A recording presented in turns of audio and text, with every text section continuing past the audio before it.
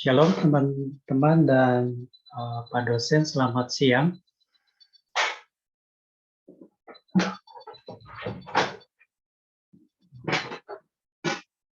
Apakah suara saya kedengaran? Terdengar, baik terdengar. Ya, ini saya bikin tapi belum sampai kepada perbandingan buku karena tadi malam sampai malam ya, dan baru selesai juga. Saya membahas berkaitan dengan dasar pendidikan agama Kristen masa kuno. Dasar pendidikan agama Kristen masa kuno, kita melihat bahwa latar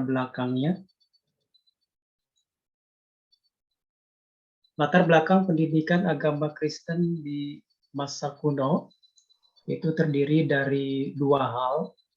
Yang pertama yaitu pendidikan Yunani dan Romawi, dan yang kedua yaitu pendidikan agama Yahudi.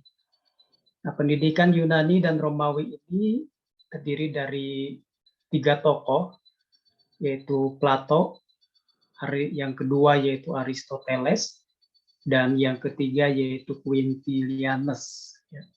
Nah, sedangkan pendidikan agama Yahudi ini kita melihat terdiri dari dua bagian. Bagian pertama yaitu permulaan bangsa Israel sampai pembuangan ke Babel, dan yang kedua yaitu pembuangan Babel sampai kepada permulaan zaman Masehi. Kita akan melihat pendidikan Yunani dan Romawi. Kita melihat ada tiga tokoh ini, yaitu Plato. Plato ini berasal dari Yunani, Aristoteles juga Yunani, dan Quintilianus adalah orang Romawi. Kita akan melihat pribadi Plato. Plato ini pada tahun 428 sampai 348 sebelum Masehi. Nah, latar belakang Plato, kita melihat bahwa Plato berasal dari keluarga bangsawan. Dalam silsilah nenek moyangnya terdapat nama raja-raja Athena dan seorang anggota DPR yang bernama Solon. Kesukaannya yaitu olahraga. Beliau pernah mengikuti pekan olahraga di kota Korintus, memiliki seorang guru yang bernama Sokrates. Sokrates ini seorang guru yang luar biasa bagi kehidupan Plato dan sangat mempengaruhi Plato, sehingga Plato bisa mendirikan sekolah dengan nama akademi. Nah, metode yang digunakan oleh Plato yaitu dialog.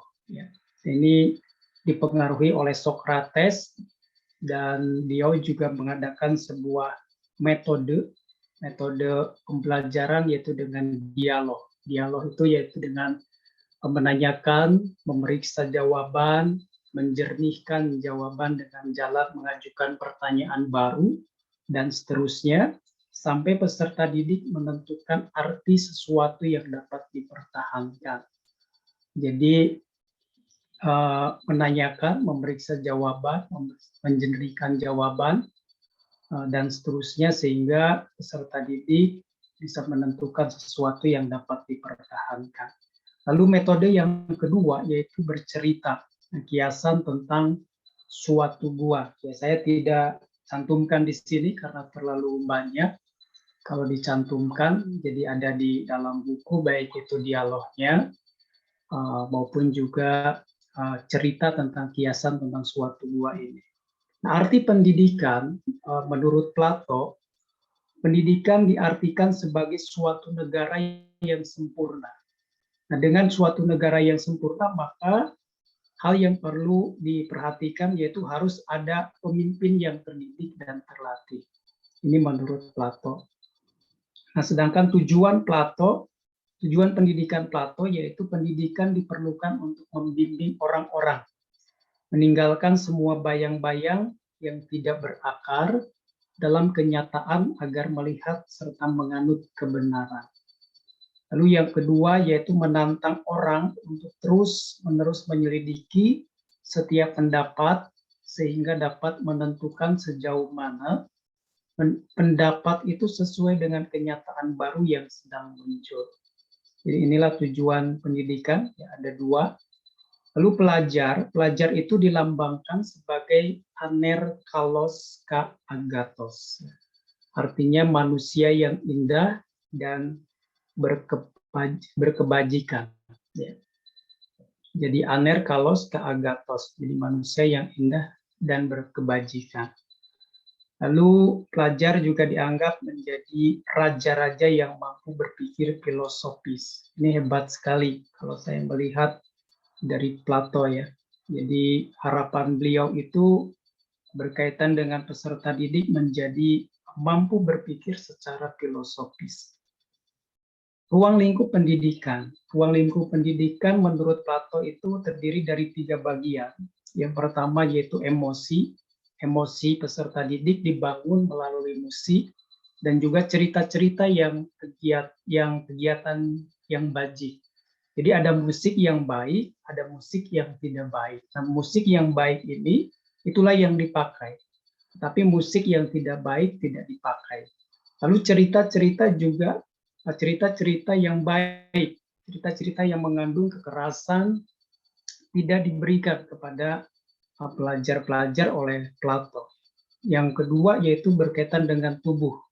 Tubuh ini dilatih dengan olahraga supaya kuat dan disiplin, sehingga seorang pelajar dapat menguasai tubuhnya. Lalu yang ketiga yaitu berkaitan dengan akal dan pengalaman. Yang menantang akal yaitu ada ilmu ukur, ilmu pasti, ilmu binatang, dialektika. Ya. Jadi ini yang diterapkan oleh Socrates kepada Plato juga. Jadi ini juga dipakai oleh Plato. Nah, itu Plato. Yang kedua yaitu Aristoteles. Kita melihat Aristoteles ini sekitar tahun 384 sampai 322 sebelum Masehi. Kita melihat latar belakangnya. Latar belakang Aristoteles lahir dari desa Stagira, negeri Trakia, bagian utara Yunani. Ayahnya adalah seorang dokter. Aristoteles ini juga gemar menggambarkan sifat-sifat berbagai jenis makhluk hidup dan benda dari dunia alam. Ya. Lalu Aristoteles ini juga sekolah di Akademi Plato. Jadi Socrates ini guru Plato, lalu Aristoteles ini sekolah di tempat Plato. Jadi Plato ini merupakan guru daripada Aristoteles. Nah, Aristoteles ini dia punya murid yang namanya Iskandar. Jadi Aristoteles menjadi guru pribadi putra Filipus, Raja Makedonia yang bernama Iskandar. Iskandar menanamkan kehausan akan pengetahuan dan cara meneliti apa saja yang ditemuinya dengan seksama. Jadi keberhasilan Iskandar sebagai pelajar yaitu dia diberi gelar agung, lalu menyebarkan kebudayaan Yunani sampai ke Mesir, kemudian India bagian timur. Lalu yang ketiga mendirikan sebuah perpustakaan dan museum di kota Iskandaria di Mesir. Nah, gaya mengajarnya Aristoteles itu dibilang memakai gaya mengajar peripatetis. Ini bahasa Yunani ya. Peripatetis yang artinya jalan-jalan. Jadi Aristoteles ini berjalan hilir mudik sambil berbicara dengan para murid tentang bagaimana ilmu atau masalah-masalah tertentu. Nah, kita melihat juga ruang lingkup pengajaran. Ruang lingkup pengajaran Aristoteles itu berkaitan dengan logika, ilmu alam, ilmu hayat, ilmu binatang, ilmu jiwa, dan etika. Sedangkan kurikulumnya ini yaitu ketujuh pokok seni liberal. Nah, pandangan Aristoteles berkaitan dengan pendidikan. Kegiatan insani untuk menolong orang mencapai kebahagiaan. Jadi pendidikan itu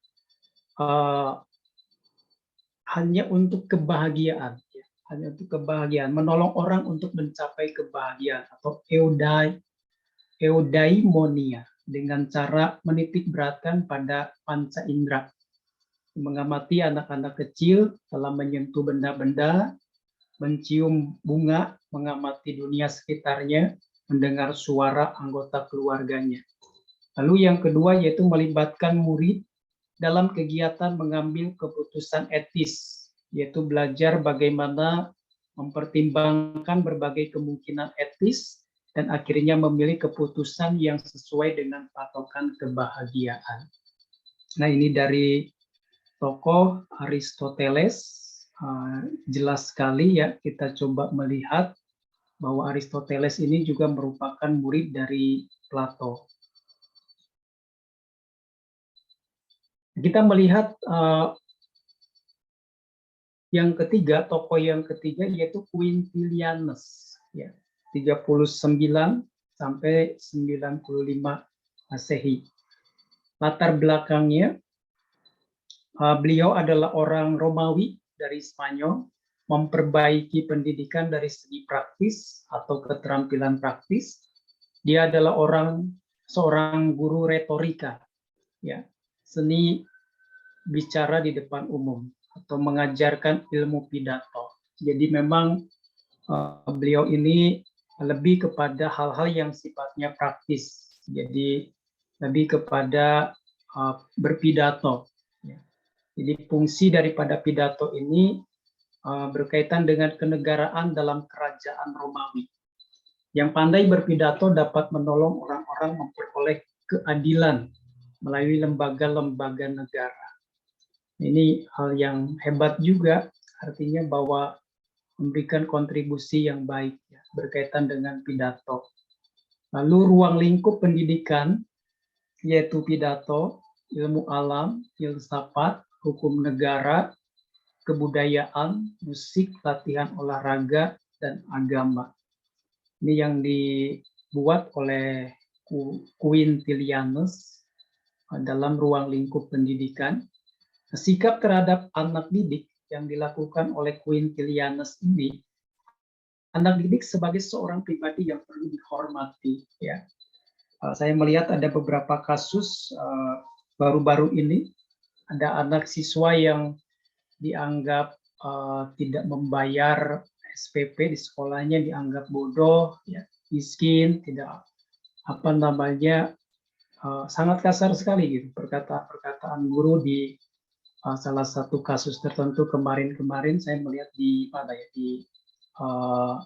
di TikTok atau di Facebook, di berita kayaknya. Jadi memang Quintilianus ini kalau kita melihat ada anak didik itu sebagai pribadi yang perlu dihormati karena memang ini generasi muda, generasi penerus. Metodenya yang digunakan adalah pendidikan dilakukan dengan menghafal. Ya. Kita melihat karena lebih banyak kepada pidato, maka metodenya juga menghafal. Ini yang dilakukan oleh Quintilianus.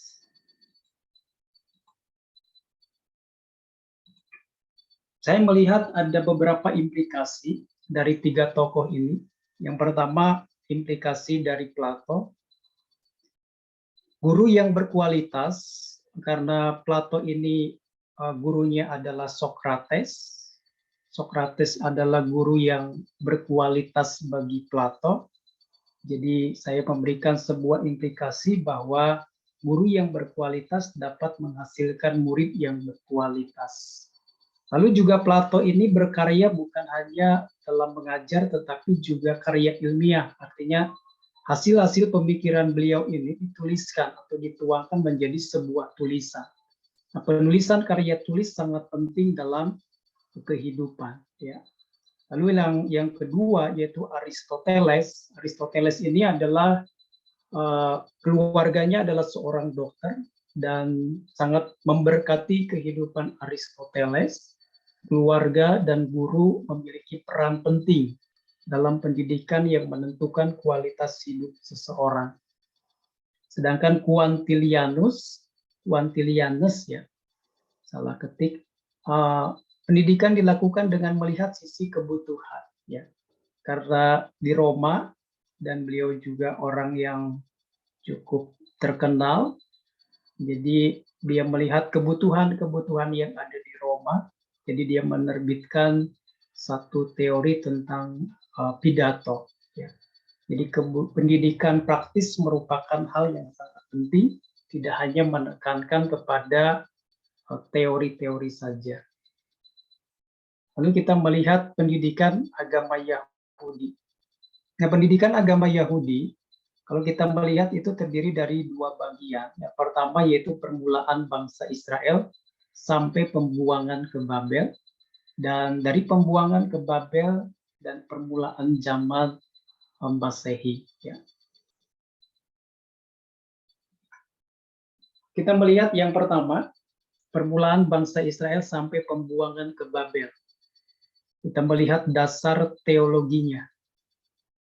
Bangsa yang terpilih, nomor satu, yaitu bangsa yang terpilih karena anugerah Tuhan. Yaitu Ulangan pasal 7 ayat 7 sampai 8. Lalu adanya penyataan, Mazmur pasal 139, ajaran tentang manusia, bahwa manusia itu diciptakan menurut gambar dan rupa Tuhan. Ya. Lalu tujuan pendidikan yang pertama yaitu melibatkan kaum muda dan dewasa dalam mengajar untuk mengingat perbuatan-perbuatan ajaib yang dilakukan Tuhan. Lalu yang kedua yaitu membimbing kaum muda dan dewasa memiliki perilaku yang sesuai dengan kehendak Tuhan. Sedangkan pengajarnya kita melihat ada imam, ada nabi, ya, ada kaum bijak seperti Ayub, Amsal, dan pengkhotbah. Ya, penulis-penulis ini begitu luar biasa. Ini adalah kaum bijak yang mengajar, dan juga kaum penyair. Penyair itu ada Mazmur, ya. Lalu juga ada orang tua dalam Mazmur 78 ayat 2 sampai 4, bahwa orang tua juga berperan penting dalam pendidikan orang Yahudi. Pembuangan ke Babel dan permulaan zaman Masehi. Kita melihat dasar teologinya. Jadi dasar teologinya mengalami satu perubahan yang luar biasa. Dari bangsa yang terpilih tidak bebas dari hukuman. Jadi pendidikan lebih menitik beratkan kepada pentingnya menaati hukum Tuhan. Jadi orang Israel berpendapat bahwa saya adalah umat pilihan Tuhan, tidak mungkin dihukum sama Tuhan. Jadi di era-era yang telah berlalu. Tapi ketika masuk dalam pembuangan ke Babel, konsep ini, dasar ini berubah. Jadi dari bangsa yang terpilih, tidak bebas dari hukuman, dan pendidikan ini menitik beratkan kepada menaati hukum Tuhan atau firman Tuhan. Lalu juga konsep penyataan. Penyataan memiliki perubahan konsep dari sejumlah juru bicara. Tuhan pakai nabi-nabi. Lalu ini lebih kepada bentuk tertulis, ya, dituliskan, begitu. Ya, dan perlu dihafal. Sehingga terbentuk sebuah kitab-kitab yang terjadi zaman sekarang. Ya. Lalu lembaga pendidikan. Nah, lembaga pendidikan ini kita melihat bahwa ada rumah ibadat Yahudi, ya, di sinagoga. Sinagoga ini ada Sema Israel, ya, akulah Tuhan, gitu ya. Sema, ada doa juga, ada pembacaan Taurat, pembacaan nubuat, dan juga ada doa berkat. Lalu lembaga pendidikan yang kedua yaitu Bet HaSeper. Bet HaSeper itu kalau di Indonesia adalah SD. Bet Talmud, kalau di kita itu SMP. Ya. SMP ada pelajarannya adalah Mishnah, ya, ilmu tafsir, Talmud, Haggadah, ilmu hitung, ilmu binatang, ilmu bumi, ilmu hayat. Lalu cara mengajar yaitu melibatkan orang dewasa. Kita melihat kurikulum pemilihan yang ada beberapa. Yang pertama yaitu pemilihan Abraham, dengan keturunannya. Yang kedua yaitu penciptaan langit dan bumi. Ketiga yaitu pembahasan dari perbudakan di Mesir. Yang keempat yaitu pemberian perjanjian atau hukum Taurat. Yang kelima pendudukan tanah yang dijanjikan. Yang keenam yaitu permulaan kerajaan dan kesaksian kaum nabi mengenai kecenderungan Israel menyimpang dari perjanjian Tuhan. Nah, metode yang dilakukan yaitu metode bercerita, ya, bercerita dalam kebaktian harian maupun juga kebaktian tahunan. Jadi mereka punya yang namanya kebaktian harian, ada juga kebaktian tahunan, ya, hari raya seperti itu kan juga tahunan juga ada ya. Jadi inilah dinamakan dengan bercerita dari tema-tema ini, kurikulum-kurikulum ini. Mereka menceritakan tentang kisah-kisah di masa lalu tentang karya Tuhan yang luar biasa, ya, mulai dari pemilihan Abraham sampai kepada permulaan kerajaan Israel. Jadi lewat kebaktian harian, tahunan yang dilakukan di mesbah, lalu di kemah pertemuan dan juga di bait Tuhan. Implikasi pendidikan Yahudi. Pendidikan Yahudi dari permulaan bangsa Israel sampai kepada zaman Masehi mengalami perubahan dan perkembangan. Di sini pendidikan tidak boleh statis, harus dinamis dan terus-menerus berubah ke arah yang lebih baik sesuai dengan konteks dan keadaan zaman. Lalu yang kedua yaitu saya memberikan sebuah implikasi bahwa pendidikan harus terbuka terhadap perubahan situasi, perubahan kondisi, dan keadaan lingkungan atau dunia. Dan itu dilakukan oleh orang-orang Yahudi ya. Jadi pendidikan sebelum pembuangan dan juga sesudah pembuangan itu juga berbeda. Lalu pendidikan harus membawa setiap orang untuk menjadi pribadi yang menaati perintah Tuhan dan hidup sesuai dengan kehendak Tuhan. Lalu kesimpulannya, yang pertama, perkembangan pendidikan agama Kristen di masa kuno tidak bisa dilepaskan dari orang-orang hebat di masa lalu, dan hendaknya sebagai seorang pendidik wajib belajar dari keberhasilan mereka, khususnya berani membuat terobosan-terobosan baru dalam pemikiran yang membangun dunia pendidikan Kristen.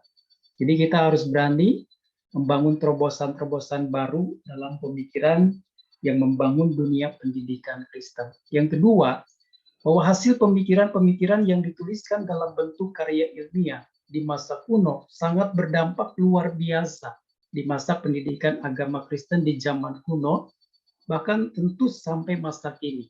Ya. Maka dari itu sebagai pendidik harus terlibat mengungkapkan ide-ide pikir kita dalam bentuk tulisan-tulisan karya ilmiah sehingga berdampak dari zaman ke zaman. Jadi kita harus bisa menuliskan hasil ide-ide kita. Jangan sampai ide-ide kita terbuang atau terdiam, tetapi harus bisa dituliskan menjadi sebuah karya tulis, entah itu karya tulis ilmiah, akademik, buku, dan lain sebagainya. Ini sesuatu yang sangat penting. Lalu yang ketiga yaitu di masa lalu pendidikan tidak lepas dari kurikulum, metode pembelajaran. Dengan adanya hal ini maka sangat penting sekali sebagai pendidik untuk menciptakan kurikulum dan metode yang kreatif, inovatif, dan efektif. Ini salah ketik ya. Jadi kreatif, inovatif, dan efektif. Ya itu saja teman-teman dan Pak dosen dari saya.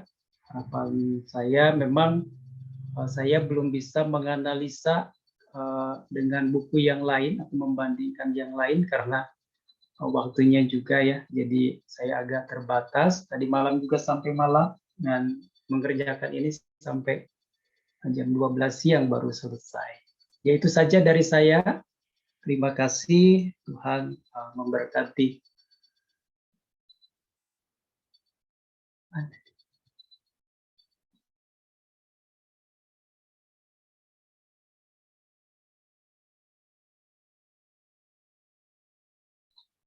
Ya, saya persilakan kepada Pak dosen. Bapaknya masih di Baik, Bapak Ibu, dari teman-teman dulu silakan bertanya ataupun bisa juga memberikan kritik, ya silakan ya, yang kira-kira untuk menggali lebih dalam. Silakan Bapak Ibu, teman-teman semuanya menggunakan waktu ini untuk menggali lebih dalam apa yang sudah dipaparkan.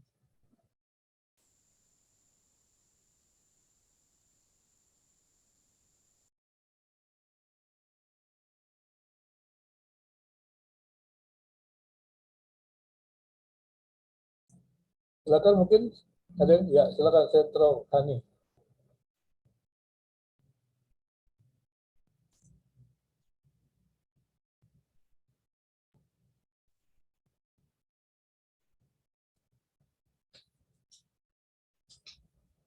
Ada yang ingin berkomentar? Silakan. Yang bertanya.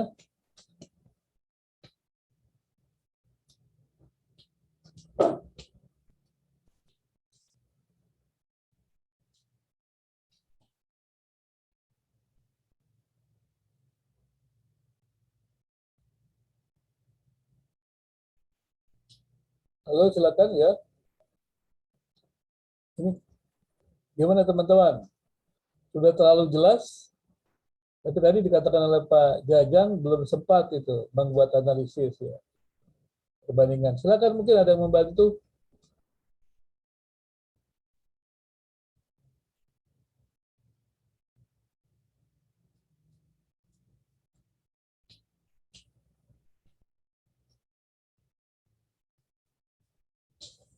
Nggak ada yang berkomentar atau tidak ada yang berkomentar ya? Apa sudah jelas sekali atau mungkin terlalu bagus sekali ya dijelaskan Pak Jajang, terlalu jelas. Tapi tadi dijelaskan bahwa dia membutuhkan masukan mengenai analisisnya gitu. Gimana?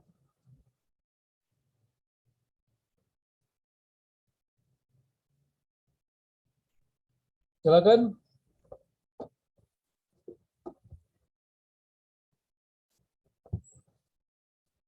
Kita gali lebih dalam ya supaya bisa menjadi jelas gitu.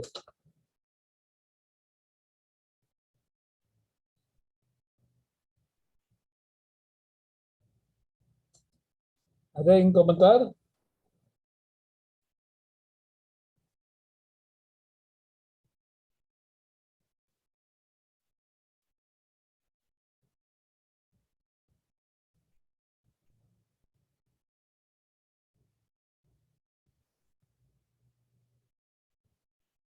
Silakan.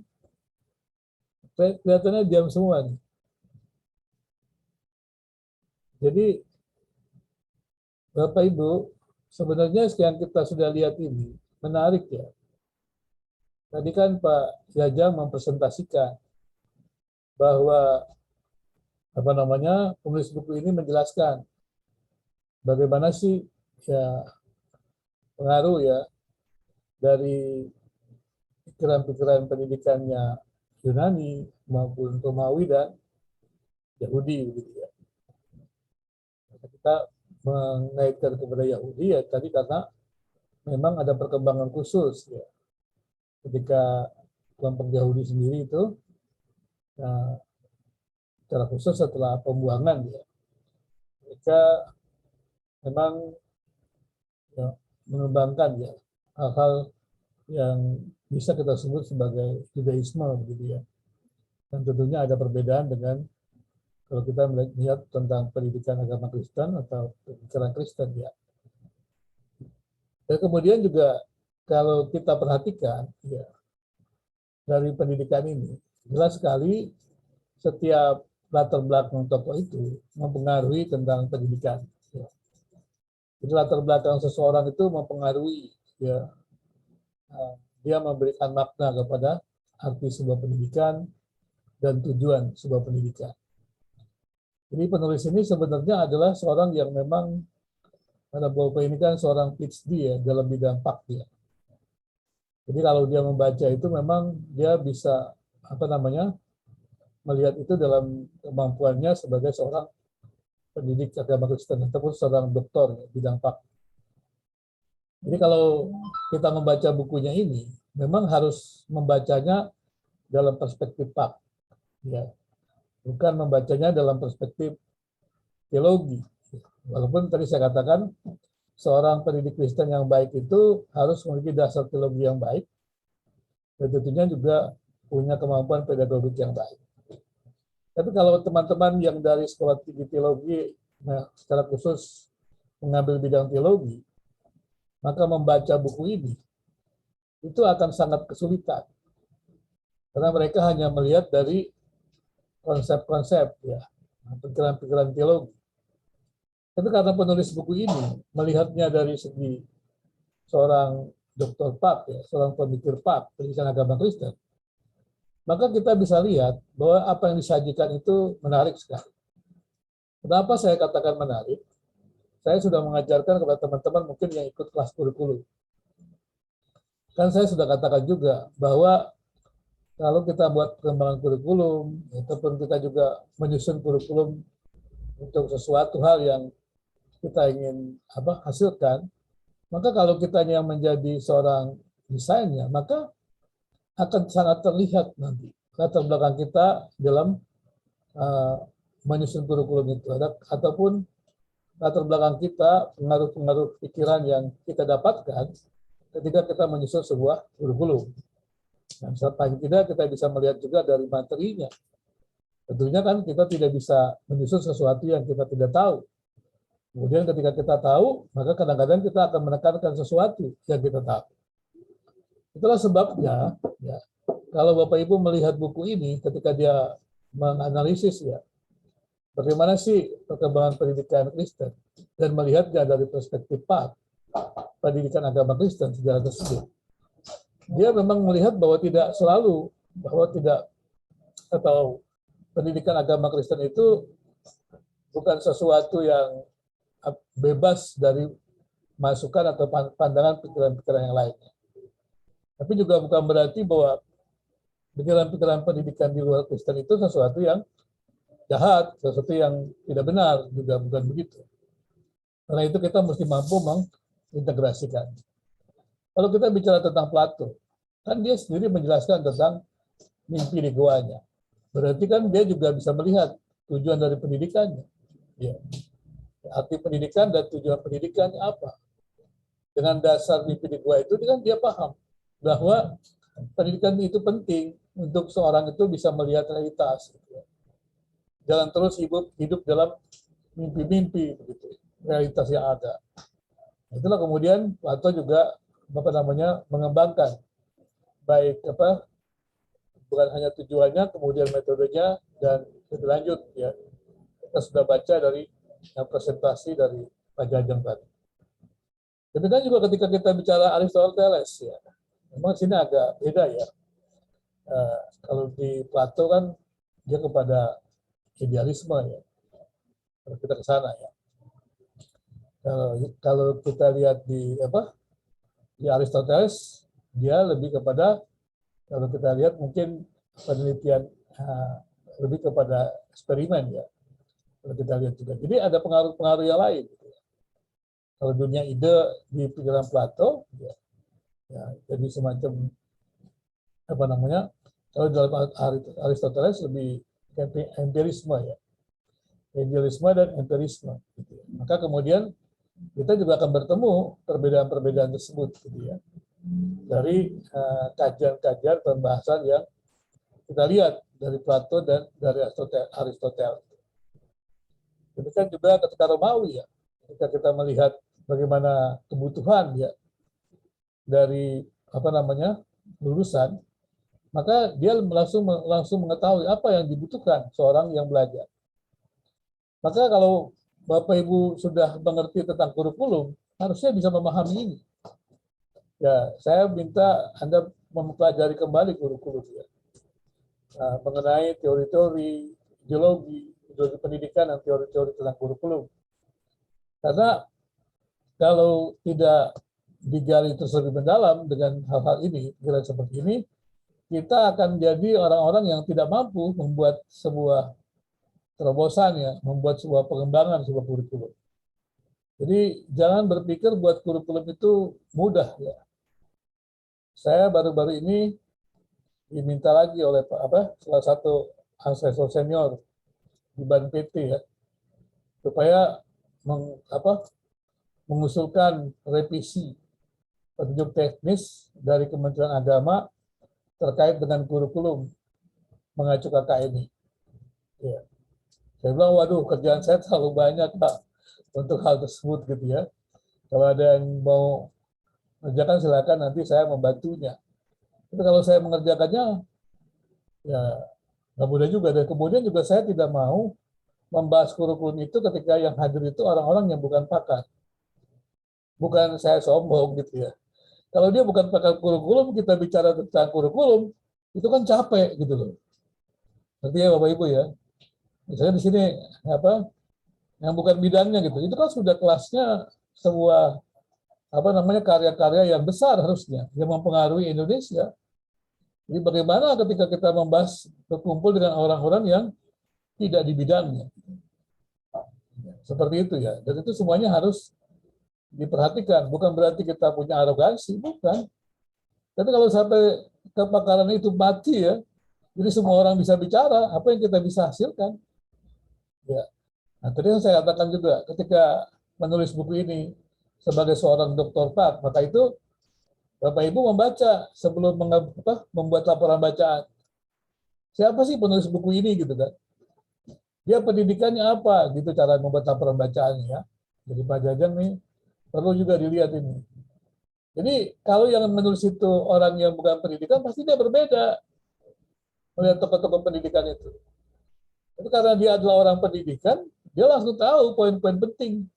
Sampai kurikulum segala macam dia tahu. Jadi kalau kita bicara tentang latar belakang, kan akan keluar nanti. Kalau dia latar belakang, pengaruh orang itu, tokoh itu, maka akan keluar visi misinya nanti. Ketika keluar visi misinya, dia akan tahu. Jadi apa sih arti pendidikan?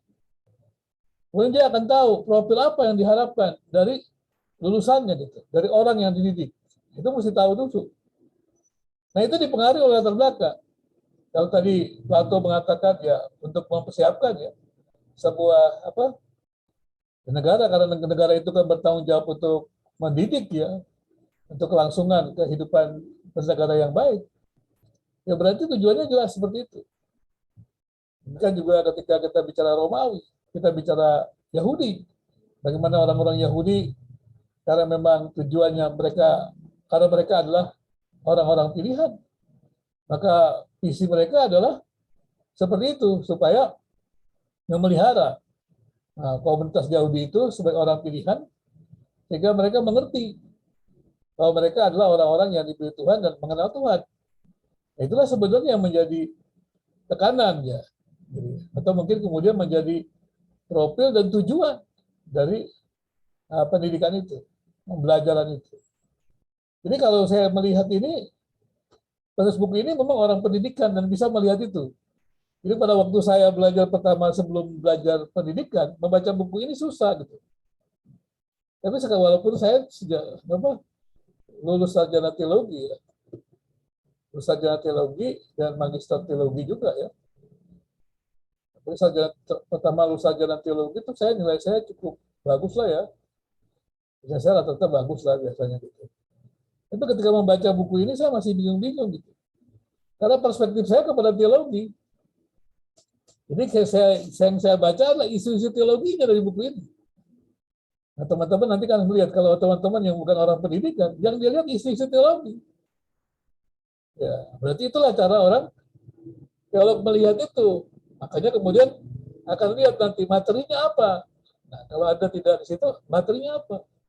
Makanya mereka akan membaca, untuk membuat kurikulum misalnya kan, tentang bagaimana mendidik atau pendidikan agama Kristen, maka materinya tentang apa saja. Biasanya kalau orang teologi arahnya ke sana. Maka itu kan kemudian mereka buat tema-tema dalam kebaktian ibadahnya, gitu kan. Kemudian mereka juga walaupun mereka membuat expository preaching juga, mereka tetap ke arah tema-tema itu, gitu. Karena mereka melihatnya dari segi teologi, isu-isu teologi, membahas apa yang ada, gitu ya. Tapi ketika kita membaca buku ini dari sudut pandang seorang Pak, maka dia langsung tahu bahwa memang seharusnya ketika pengaruh teologi atau pengaruh pikiran-pikiran yang lain, itu langsung berpengaruh kepada visi misi seseorang. Memang tidak dijelaskan secara rinci, tapi ini maksudnya adalah bahwa ketika Plato mempunyai pandangan dari gurunya Socrates, dan kemudian juga dia dalam pengalamannya juga yang dikatakan pentingnya pendidikan dengan model mimpi di doa, maka dia tahu apa artinya pendidikan dan tujuan pendidikan. Dan disitulah kemudian keluarlah materi apa. Demikian juga Aristoteles. Ya. Kalau Aristoteles dia lebih banyak ya karena dia seorang empirisme ya. Kalau kita lihat kalau Plato kan idealisme kan, empirisme. Di situ dia juga lihat maka ilmu alam, ya ilmu binatang segala macam itu dia kupas lebih mungkin materi-materinya lebih luas lagi. Mungkin juga kalau kita bisa lihat kemampuan-kemampuan apa yang perlu dimiliki atau mungkin liberal art gitu ya. Liberal art artinya dalam arti kata seorang itu dididik untuk memiliki kemampuan supaya dia bisa hidup di tengah-tengah masyarakat. Pertanyaannya sekarang begini, kita ini kan sekarang Anda kan dari sarjana teologi, sarjana Pak, kemudian magister Pak. Ketika lulus, kemudian pertanyaan, betul nggak sih kita ini mempunyai profil seperti yang dikatakan oleh pedoman kurikulum? Tadi kan saya sudah katakan, dari tingkat nasionalnya saja perlu dikritisi. Jadi Anda bisa bayangkan bagaimana kondisi pendidikan tinggi kita saat ini. Minta maafkan saya sebenarnya. Kalau ada yang terlalu yakin bahwa mungkin pendidikan teologinya sudah mampu, maafkan saya kemarin Ibu Epa bisa kurikulum, saya harus beritahu kepada Ibu Epa, kepada teman-teman yang lain. Di tingkat nasional saja tidak bisa. Dan itu dokter-dokter loh.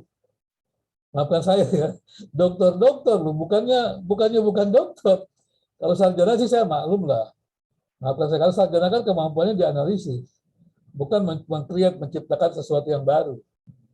Kalau di magister sudah mulai lah, harusnya bisa membuat sebuah produk yang baru ya. Kita seperti ini makanya saya mengajak Bapak Ibu coba mengembangkan pikiran-pikiran itu, menganalisis. Jangan diterima semua pikiran itu. Ya. Tidak boleh kita orang bicara kita terima, orang bicara kita terima. Akhirnya kita bingung. Padahal pandangan orang-orang itu kan beragam. Nah kalau kita bisa menerima segalanya beragam, berarti sebenarnya kita tidak punya kemampuan analisis. Nah itu berbahaya sekali ya. Menurut saya berbahaya. Itu yang saya katakan. Kalau kita bicara jemaat, gereja-gereja yang kemudian dengan banyak denominasi, maka kebanyakan jemaat kita tidak punya kemampuan analisis. Bukan hanya jemaat sebenarnya, mungkin juga para teolognya begitu ya.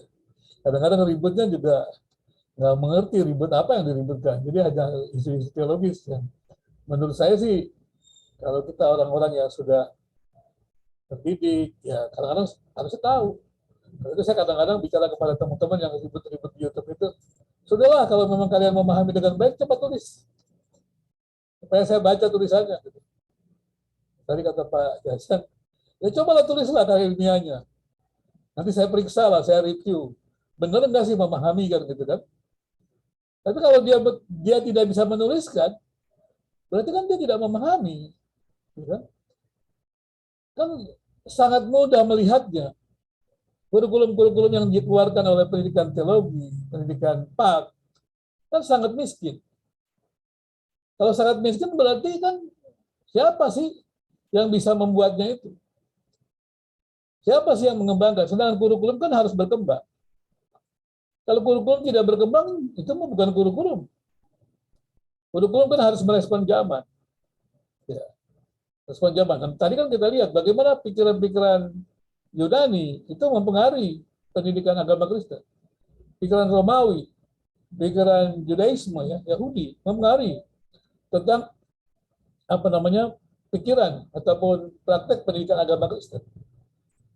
Maka dengan demikian, seharusnya kita bisa mengetahui bahwa ketika kita mempraktekkan atau mengutarakan sebuah pemikiran atau konsep, kita mesti hati-hati. Jangan kita berpikir itu adalah konsep kita, orisinil. Belum tentu. Saya selalu mengajarkan begini, saya pernah bicara kepada teman-teman di teologi. Saya bilang sama mereka begini, kalau Anda dipanggil menjadi teolog, itu anugerah Tuhan yang luar biasa. Saya katakan, teolog-teolog itu bukan hanya membutuhkan orang yang cerdas, maafkan saya, tapi membutuhkan orang-orang yang punya hati, punya dedikasi kepada Tuhan, dan punya semangat gairah yang belajar yang kuat. Saya harus mengatakan kepada teman-teman semua, sedikit sekali teolog-teolog di Indonesia ini yang punya kemampuan untuk membangun teologi. Sangat sedikit. Mereka bicara tentang isu-isu teologi, tetapi tidak pernah bisa membangun tentang bagaimana membangun sebuah teologi. Kalau Anda yang pernah belajar eksegesi misalnya, saya kan selalu kritik kan, orang-orang yang membuat, misalnya di PAK itu, membuat eksegesi tentang itu, kemudian dia mulai mengukur ya, hubungannya dengan penerapan saat ini. Seperti itu. Nah, itu saya sarankan kepada STTK Desi, jangan lagi mengizinkan mahasiswa membuat eksegesi dengan penelitian kuantitatif. Karena itu tidak ada bobot teologinya. Tidak ada bobot teologinya. Misalnya dikatakan bisa Anda membuat kurikulum menurut ulangan. Gitu kan? Ya, dan hubungannya misalnya pada pendidikan PAK saat ini. Apanya yang kemudian dibuat eksegesi? Apanya yang didapat dari eksegesi itu? Padahal eksegesi itu bukan bidang kajian, itu kan biblika ya. Eksegesi emang itu masih dalam sebuah tahap dasar. Gitu. Ketika seorang yang mengeksegesi, kalau Bapak Ibu mencoba eksegesi, gitu. Kemudian Bapak Ibu menyimpulkan, misalnya kurikulum misalnya tentang pendidikan dalam ulangan. Kemudian kalau Bapak Ibu menyimpulkan, apa sih pendidikan menurut ulangan itu? Yang disebut kurikulum misalnya. Berarti kan Bapak Ibu lari kepada bahasa Ibrani. Berapa banyak buku bahasa Ibrani yang Bapak Ibu bisa kuasai? Berapa banyak Bapak Ibu yang bisa baca tentang tafsiran? Maka sebenarnya kemampuan-kemampuan eksegesi yang ada itu menurut saya sangat lemah. Tapi itu yang kita lihat di arena YouTube gitu ya. Arena YouTube gitu ya. Makanya saya bisa membayangkan kenapa kita tidak mampu menggugat pikiran-pikiran tersebut. Gitu. Karena memang kita tidak dilatih. Gitu. Waktu pendidikan tidak mengajarkan kita berlatih kritis. Kalau dalam pendidikan kita kan berlatih pemikiran tingkat tinggi. Tetapi hanya mengulangi. Ya. Memang pada zaman dulu karena memang penekanannya kepada seperti misalnya Romawi, berkhotbah ya menghafal. Tapi kan menghafal bukan berarti menerima segalanya gitu ya. Ini harus hati-hati gitu ya. Karena terkait dengan kemampuan berkhotbah misalnya. Kalau berkhotbah membaca ya nggak menarik juga gitu. Berkhotbah ya mesti sebenarnya menghafal supaya hidup gitu loh. Penyampaiannya juga begitu. Nah, yang saya lihat seperti itu. Jadi kemampuan-kemampuan ini ya harusnya digali lebih dalam. Jadi itu untuk masalah eksegesi ya. Saya selalu sarankan jangan masuk ke sana ya. Untuk teman-teman juga nanti yang buat tesis itu ingat ya. Dan kita sudah banyak berubah ya. Kemarin-kemarin atau sekarang ini sudah tidak ada lagi yang bisa membuat tesis tentang eksegesi ya, dari itu tentang dibaikan dengan kuantitatif, tidak bisa. Karena itu dipaksakan seringkali. Ya, membangun teologi saja belum bisa, sudah tiba-tiba eksegesinya dijadikan variabel gitu. Variabel itu aja belum mampu didefinisikan. Bagaimana dengan usaha bereksegesi kita mengartikan, mendefinisikan, membangun teori, ya, deskripsi tentang variabel itu. Itu terlalu sederhana menurut saya. Nah, itu di STTK Desi tidak akan ada lagi ya penelitian-penelitian yang model begitu, harus lebih dalam. Ya, saya menyarankan lebih dalam. Kita minta supaya lebih dalam, supaya nanti dampak kita dihargai juga. Jadi begitu, Bapak Ibu ya. Kalau kita lihat juga apa pikiran-pikiran Yahudi, pikiran Kristen, gitu ya. Jadi jangan lupa itu. Kita boleh membuat sebuah sintesis, ya. Sintesis ya. Jadi sintesis ini bukan berarti menggabungkan segala sesuatu. Ya, kalau kita artinya sintesis itu kan adalah menarik ya hal-hal yang baik itu, data-data yang benar itu. Jadi kalau ada dua pemikiran, misalnya dua kutub, ya, dua pikiran lah.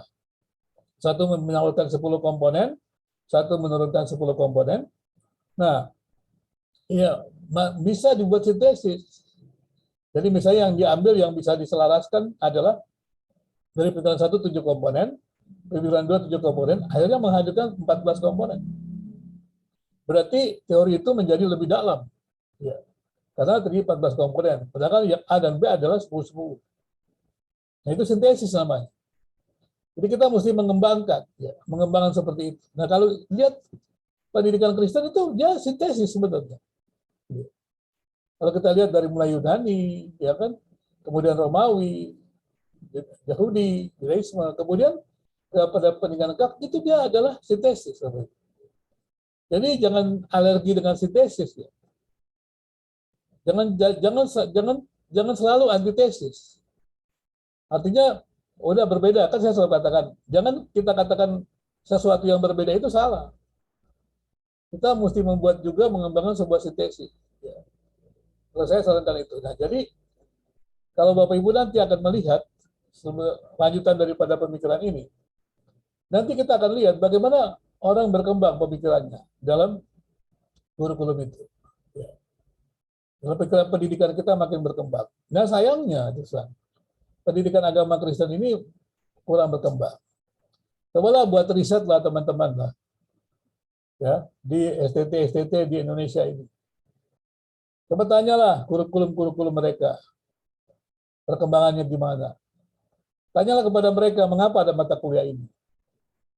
Ya, mata kuliah ini hubungannya dengan apa dengan persiapan saya. Kemudian ketika Anda lulus dari sarjana, tanya juga lah, apakah mata kuliah itu memperlengkapi Anda? Kalau mata kuliah itu tidak memperlengkapi Anda, pertanyaannya mengapa ada? Seperti itu kan. Berarti kalau tidak ada tapi tidak memperlengkapi, berarti kan buang-buang waktu Anda di kelas itu. Ya, seperti ini juga kita tanya sekarang. Kalau misalnya kita tidak perlu mempelajari sejarah pemikiran Kristen. Kenapa? Karena tidak berguna di lapangan pelayanan, di dalam menjalankan tugas-tugas kita. Itu bisa diusulkan. Tapi pertanyaannya kemudian, betul nggak tidak berguna? Nah, ini pertanyaannya. Kita kaji lebih dalam lagi, ya. Jadi sekali lagi, teman-teman coba mengkaji lebih bagus, ya. Coba ditanya, ya, digali nih. Saya minta digali nih. Mungkin yang teman-teman yang di teologi yang belum banyak belajar kurikulum susah kali ya menggali. Coba yang sudah ilmu kita itu digali, ya. Yang saya sudah pernah ajarkan mengenai ideologi pendidikan, teori-teori kurikulum, coba diterapkan gitu. Digali lebih dalam. Ini kan pikirannya. Jadi kenapa Bapak Ibu misalnya melihat sekolah teologi punya visi misi? Kalau yang pimpinan sekolah teologinya itu mengatakan itu, tanya aja latar belakangnya, sejarahnya pemimpin itu. Nanti Bapak Ibu akan langsung tahu tentang visi misi itu. Kemana mereka? Itu langsung ketahuan. Nah, kemudian sayangnya kemampuan untuk mengembangkan kurikulumnya tidak semua orang bisa. Kalau dia punya kemampuan, maka visi misi itu akan diturunkan, ya, diturunkan kepada yang namanya tujuan pendidikan. Ya, kalau tujuan pendidikan berarti dia akan ketemu profil lulusannya. Nah, kalau ketemu profil lulusannya berarti kemampuan apa yang diharapkan. Karena itu saya selalu mendengar dari teman-teman yang lain, sampai sekolah menengah juga ya. Siswa kita itu banyak belajar sesuatu yang tidak berguna, tidak ada relasinya dengan kehidupan. Nah, teman-teman juga begitu sekarang di PAK ini.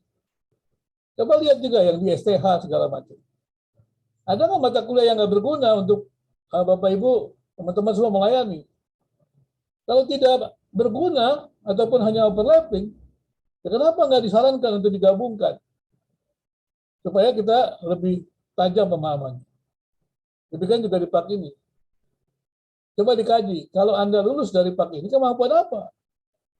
Kalau yang saya pahami di sini adalah tadi profilnya adalah seorang pendidik, peneliti gitu ya. Peneliti PAK gitu, pendidik. Ya, berarti harusnya dia menguasai itu tentang kurikulum. Dia menguasai tentang kemampuan meneliti, penelitian pendidikan. Nah, kalau ini tidak dikuasai, gimana nanti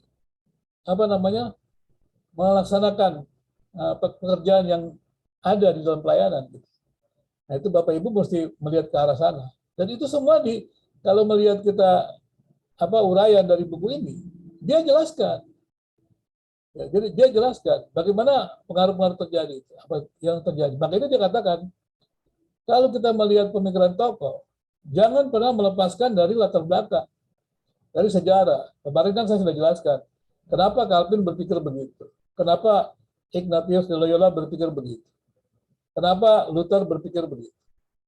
Kan seperti itu. Kenapa beda antara Luther, Calvin, dan Ignatius? Walaupun mereka kalau di dalam teologi kan isunya mereka ribut ya, berdebat ya. Berdebat, Luther yang paling hebat, Calvin yang paling hebat, yang Ignatius Loyola paling hebat. Ya, kalau saya sih ya nggak tertarik lah.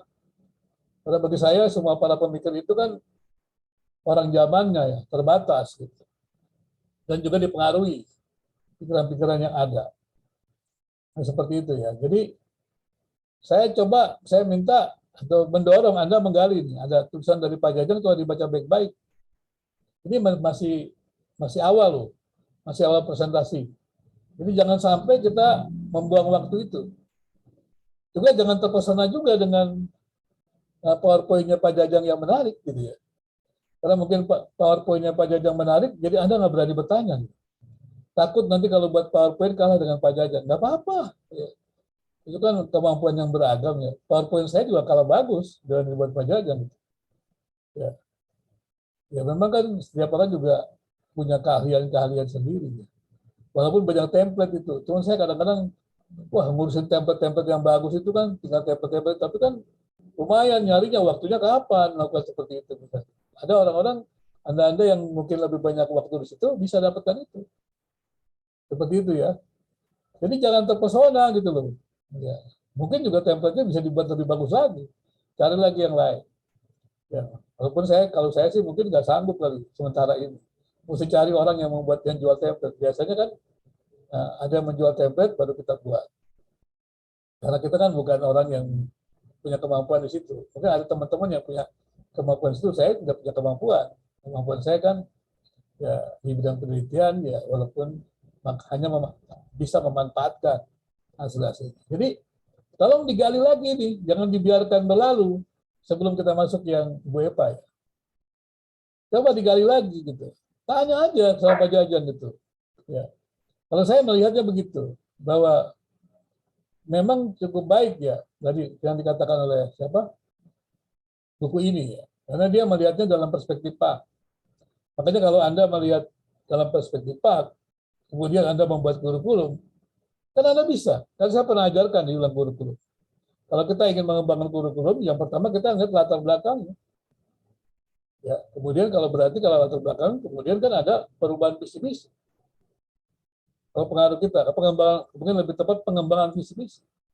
Kalau ada pengembangan visi misi, berarti ada tujuan, ada profil. Ya, ada profil. Profilnya dikaitkan juga dengan kebutuhan zaman ini. Nah, kalau kebutuhan zaman PAK kuno itu apa? Sekarang apa? Begitu. Jadi tolong sambil kita menjadi mahir gitu ya. Kalau bisa sih jadi ahli benar-benar lah ya. Kan kita, Bapak Ibu kan sudah belajar sedikit tentang teori-teori kurikulum gitu kan, membuat desain kurikulum. Tapi pemikiran-pemikiran ini perlu, karena kalau ini tidak belajar, nanti sulit memahami tentang bagaimana mengembangkan visi misi. Sulit. Nah kalau itu tidak bisa, kemudian juga tidak bisa bagaimana membuat materinya. Gitu. Nah kemudian setelah kita tahu itu juga kita mesti merespon zaman ini.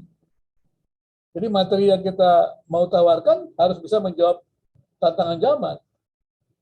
Jangan kita mau mengajar orang semau-maunya kita. Kebutuhan siswa kita atau kebutuhan orang yang belajar itu apa? Seperti itu. Jadi karena itu saya juga dengan Bapak Ibu saya tanya ini dari Pak ini, nanti mereka lulus apa yang bisa kemampuan apa yang bisa dilakukan? Ya, harusnya sih setelah belajar penelitian nanti ya belajar penelitian, belajar kurikulum, ya pemikiran ini harusnya kita bisa itu ya memiliki kemampuan yang dalam dunia pelayanan kita bisa lakukan. Tadi saya katakan kepada teman-teman, kalau bicara tentang pikiran-pikiran pendidikan ini, kurikulum juga, di Indonesia itu kita lemah. Pendidikan tinggi teologi di Indonesia itu sangat lemah. Bukan hanya pendidikan di teologi, PAK juga sangat lemah. Ya saya beritahu saja, karena saya ini sudah melihat banyak ya pendidikan tinggi ya. Seperti itu. Jadi saya berharap gunakanlah waktu ini untuk bertanya, untuk berdalam. Sehingga kita bisa mempertajam mata kuliah lain, yaitu mata kuliah tentang teori-teori ya, tentang konstruksi kurikulum. Kita sudah belajar membangun kurikulum kan. Nah sekarang itu mempertajam untuk dapat isinya. Kalau ke waktu lalu mempelajari desainnya, ya mesti ada isinya gitu loh. Nah di sini pemikiran-pemikiran itu isinya. Nah cobalah digali lebih dalam, ya dihubungkan dengan pelayanan-pelayanan Bapak Ibu sekarang ini. Kira-kira apa gitu. Dan itu harus digali sangat mendalam. Jadi nggak bisa kita nggak gali. Ya. Saya harus katakan kita mesti menggalinya dengan sangat sungguh-sungguh. Kalau tidak ya maka itu tidak akan banyak berarti juga. Ya, sampai sekarang juga ketika saya menyusun kurikulum ya, kan saya juga sedang menyusun kurikulum tentang training misi ya. Ini sekarang sudah tahap kedua, harusnya Februari ini keluar, tapi ternyata para pemikirnya belum berhasil membuat bahan aja. Jadi saya minta mereka itu membuat dulu materi-materi atau topik-topik. Saya sudah membuat desainnya. Desain yang pernah saya ajarkan mungkin di kelas, itu saya sudah kembangkan lagi. Dan sekarang sudah masuk kepada modul untuk bahan ajar. Kemudian setelah bahan ajar, bagaimana penilaiannya? Itu karena memang saya sedang berusaha untuk membuat sebuah training yang memang punya terobosan baru, berbeda. Saya katakan teman-teman karena yang mengajar adalah pada umumnya dokter, saya bilang kita tidak punya banyak waktu. Tapi kita mengerjakan ini bukan karena ini waktu sampingnya. Karena kita ingin mendedikasikan kemampuan kita untuk membuat sebuah karya. Sebuah temuan-temuan baru untuk paling tidak bagaimana sih membuat sebuah pelatihan, pelayanan, dan misi yang baik. Kemudian juga mempersiapkan input dari pendidikan Kristen ya. Supaya inputnya lebih baik. Kalau inputnya kurang baik, gimana mau outputnya? Kan begitu ya, seperti itu. Nah coba tadi kan ada pelajar. Siapa pelajar? Nah, pertanyaannya kemudian, kalau setelah teologi, yang mendaftar diterima semuanya. Gimana ya? Saya selalu ingat gitu. Saya bukannya menolak orang teologi gitu ya, maafkan saya gitu ya. Kalau semua orang mendaftar diterima, di mana seleksinya? Kalau tidak ada seleksinya, saya mau ngajar apa ya? Mengerti ya Bapak Ibu ya? Bisa nggak saya mengajar dalam begitu banyak beragam? Kemampuan yang beragam? Nggak bisa. Kalau dilihat itu. Jadi coba ditanya, bagaimana mereka tuh melihat dalam arti kata pelajar? Kan kemarin saya jelaskan itu. Kemudian guru. Gimana sekolah teologi menyeleksi guru? Menyeleksi dosen? Di Indonesia ini kan juga seleksinya sangat lemah. Harusnya kan seorang guru kan, kalau saya belajar dengan teman-teman, katanya kalau di Jerman itu 10% orang terbaiknya lah yang jadi guru. Kalau kita 90% yang tidak dapat kerjaan jadi guru, gitu. Misalnya gitu ya, kan jadi berbahaya kan? Kalau di Jerman 10% orang terbaik yang boleh jadi guru, kalau di kita 90% orang tidak dapat kerjaan menginginkan jadi guru. Bagaimana sih? Misalnya, sorry ya, nggak begitu sih. Bisa bayangkan nggak? Bisa bayangkan bagaimana kualitas. Kemudian bagaimana kita belajar terus tidak? Kadang-kadang kita senang loh jadi guru, kemudian ya sudahlah, biar aja lah murid-muridnya belajar sendiri kan. Sekarang kan pendidikan dewasa gitu ya.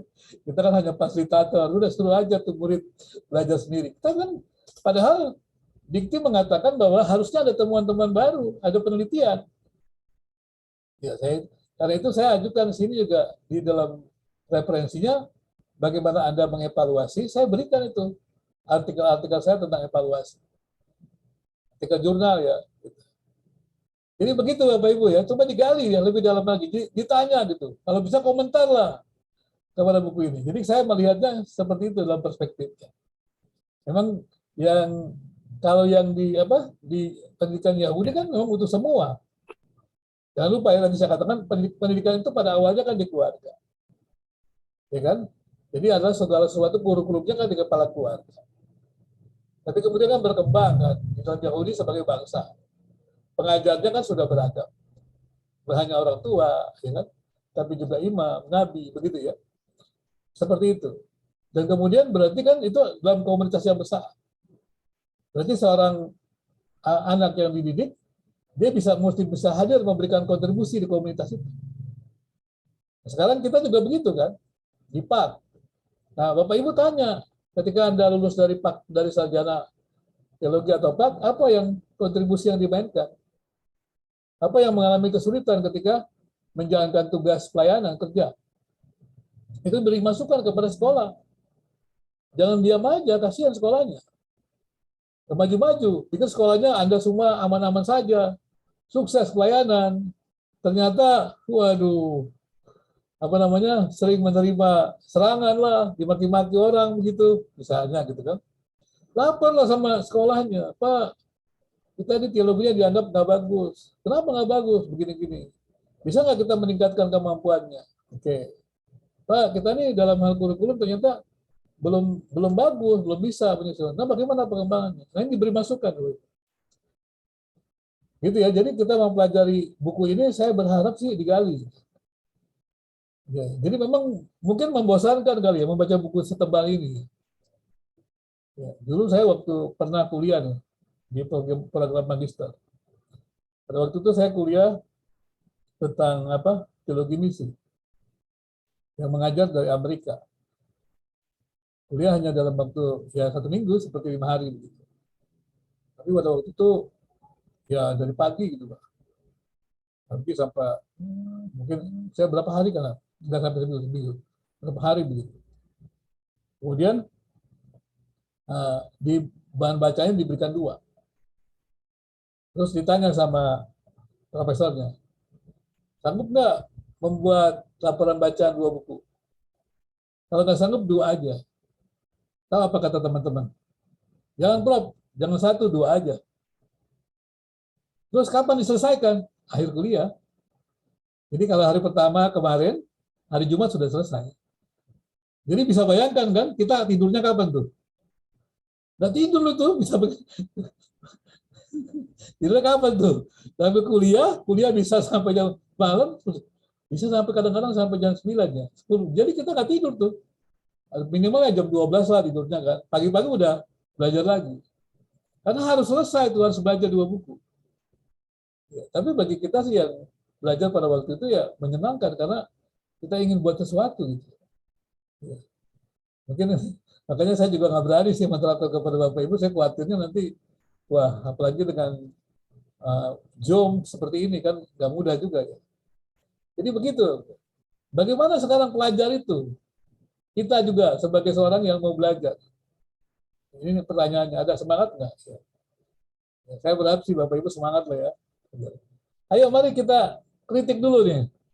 Jadi jangan terpesona dengan PowerPoint-nya Pak. Oh silakan Pak Alfat. Ya, baik. Ini pertama-tama memang bagi saya ini sesuatu yang awam karena baru juga membaca buku-buku filsuf ini seperti ini. Tapi ini mendorong kami memang harus tahu banyak hal untuk harus bisa belajar isi materi ini dan bisa kami memahami. Karena itu ini ingin saya sedikit mau bertanya dari Pak Jan tadi itu khusus Plato itu, bagian 1 Plato 428 sampai 348 sebelum Masehi itu bagian tujuan pendidikan. Tujuan pendidikan itu diperlukan membimbing sistem yang baik dalam kenyataan agar melihat serta menganut kebenaran. Yang kedua, menantang orang untuk terus-menerus menyelidiki setiap pendapat sehingga dapat menentukan sejauh mana pendapat itu sesuai dengan kenyataan baru yang sedang muncul.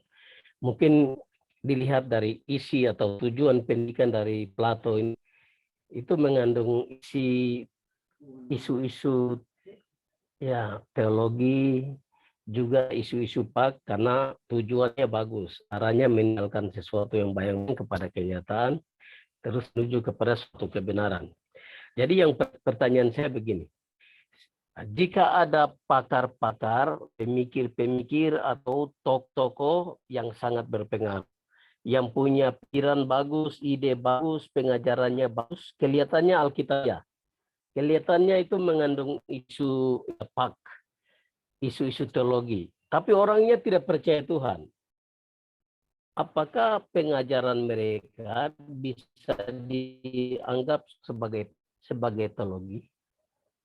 Kan isinya kenyataannya memang benar, bagus, mengarah kepada kebenaran, kepada sesuatu yang baik, tapi akar persoalannya orangnya tidak percaya Kristus. Orangnya tidak percaya Tuhan Yesus sebagai Tuhan. Apakah pengajaran mereka bisa dianggap sebagai dasar pak atau teologi? Terima kasih. Itu saja, Pak. Mau dijawab, Pak Jajang? Saya yang jawab, silakan.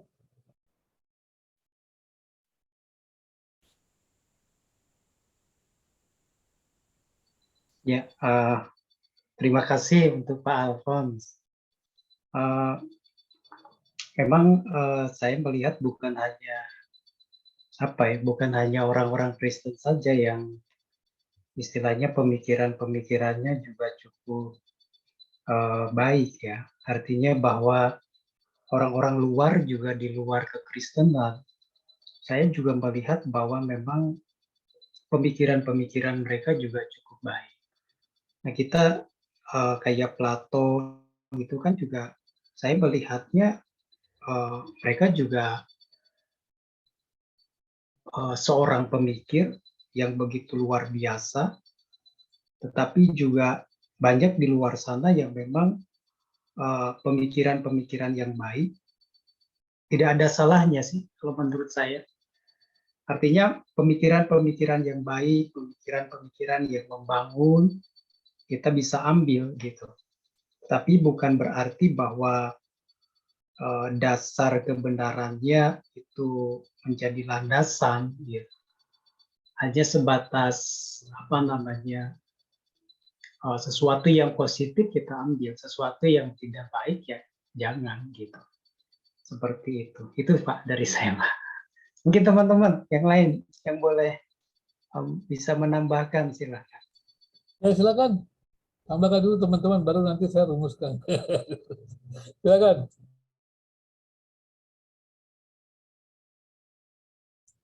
Ya silakan pandangannya siapa? Maria, Eva, Bu Eva, Delphi. Ya berkomentar dulu.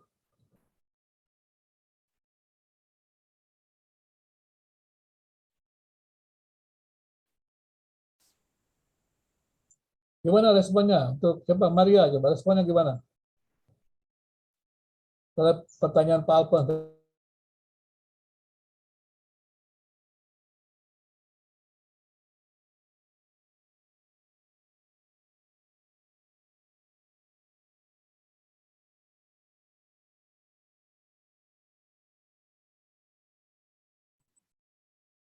Ini ya kalau dari saya sih Pak ya,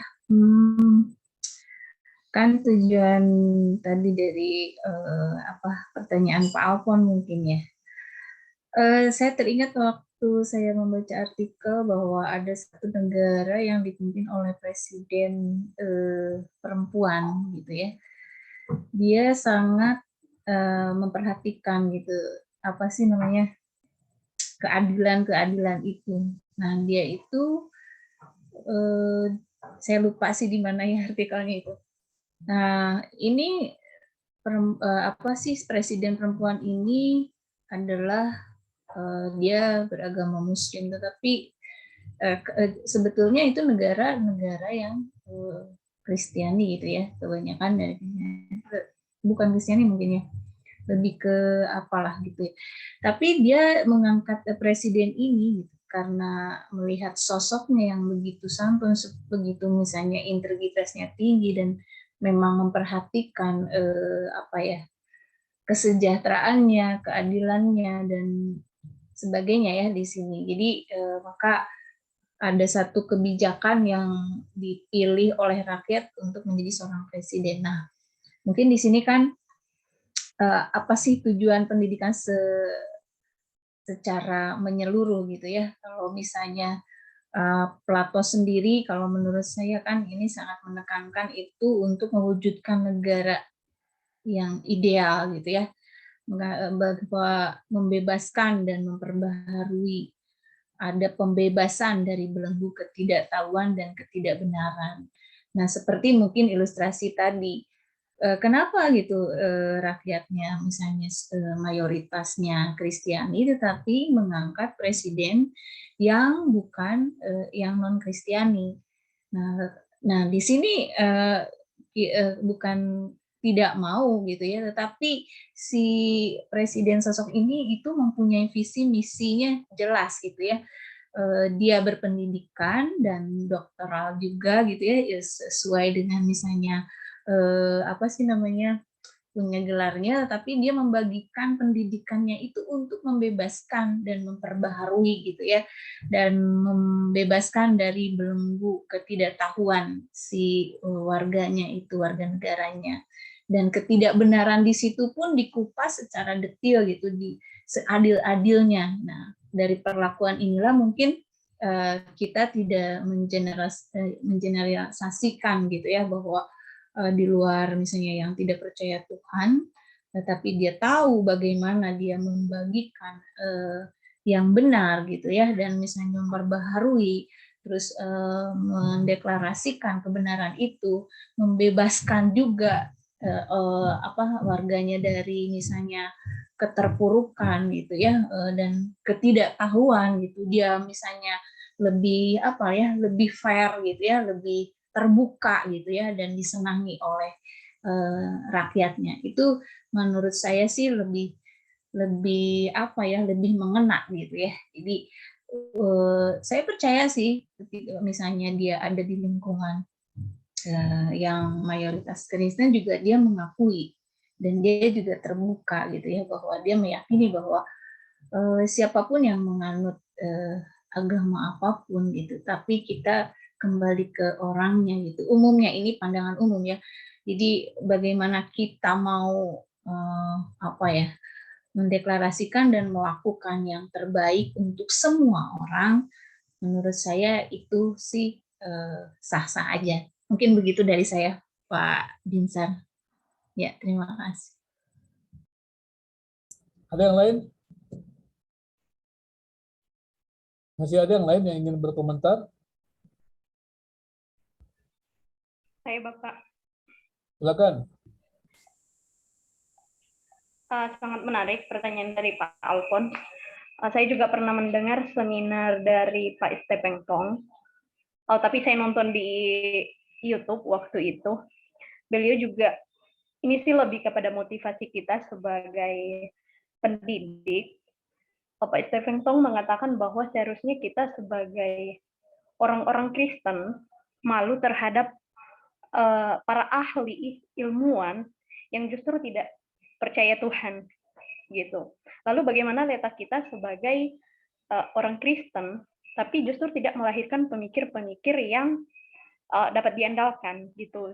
Justru yang menguasai ilmuwan-ilmuwan adalah orang-orang yang di luar dari orang-orang percaya. Sedangkan kita sendiri, Tuhan mengatakan bahwa jadilah berkat. Letak berkat kita untuk dunia ini di mana gitu.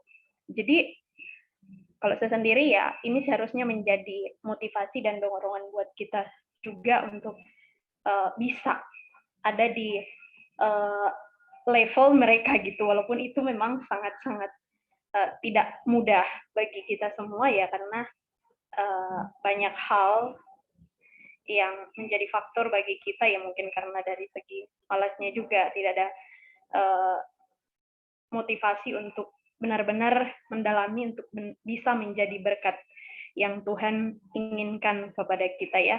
Kita hanya sebatas menjadi berkat buat orang ketika kita memberi mereka makan, memberi mereka tumpangan, hanya sebatas itu yang selalu ada dalam paradigma kita sebagai orang percaya, tapi tidak mau secara luas untuk menjadi berkat gitu. Sedangkan orang-orang yang tidak percaya, mereka justru dapat dikatakan menjadi berkat bagi dunia ini. Orang-orang yang tidak percaya, misalnya kalau ilmuwan-ilmuwan gitu.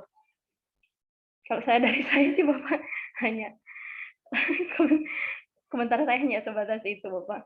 Jadi ini sebenarnya sangat menggelitik buat kita semua, perlu kita renungkan bersama.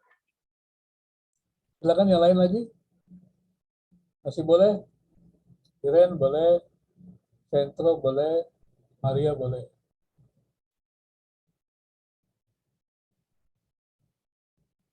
Halo?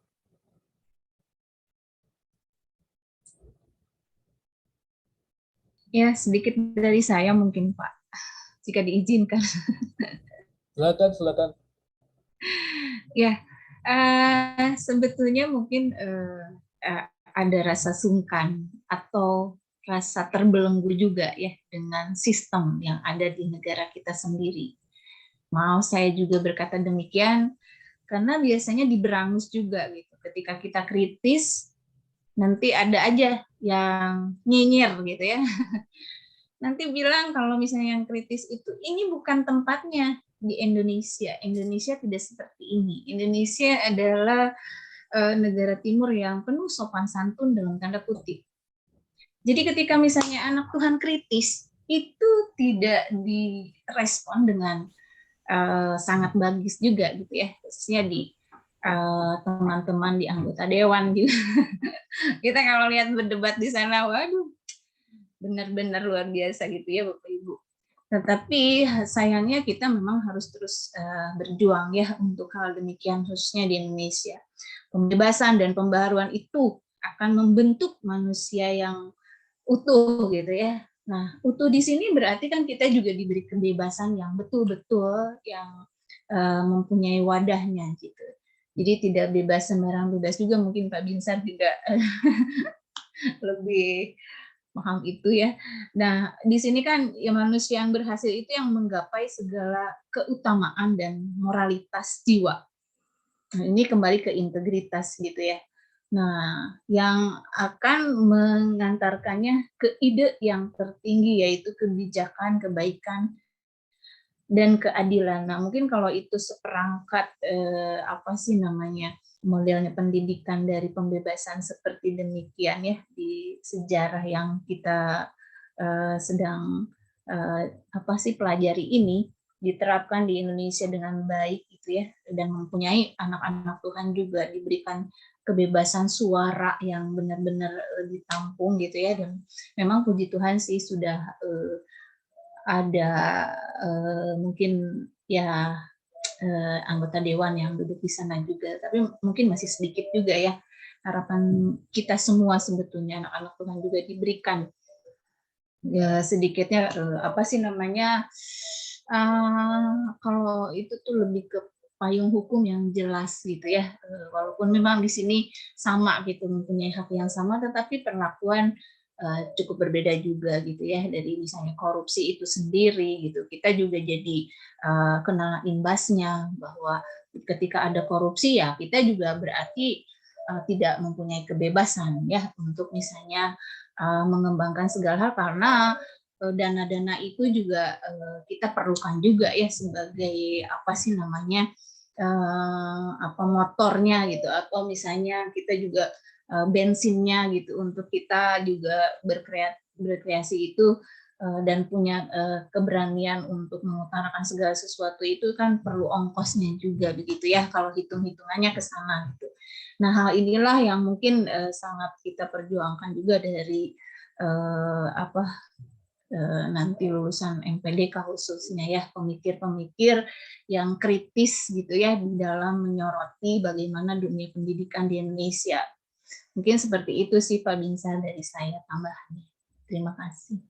Baik, saya mau kembalikan kepada pertanyaan Pak Alfons, bahwa bagaimana kalau pikiran-pikiran itu dikeluarkan oleh orang yang tidak percaya, oleh bukan Kristen. Ya. Apakah pikiran-pikiran itu bisa diterima oleh orang Kristen? Gitu kan. Kan Pak Jajang sudah menjelaskan bahwa Plato itu kan filsuf, kepercayaan kepada dewa-dewa. Tapi dia mempunyai pikiran pendidikan yang mempengaruhi pendidikan agama Kristen. Demikian juga Aristoteles, ya, mempengaruhi Aristoteles, ya. Demikian juga Romawi mempengaruhi, ya. Kemudian juga kalau kita berkembang lagi kepada Judaism kan juga perkembangannya juga tidak sesuai dengan pikiran Kristen. Tapi ada yang sesuai. Nah, pertanyaan tadi Pak Alfon, bagaimana kalau pikiran-pikiran pendidikan itu keluar dari orang yang tidak percaya bukan Kristen? Itu kita harus batasi itu dulu, supaya nanti kita bisa clear. Ya. Ada yang ingin mau menjawab lagi? Berkomentar, silakan.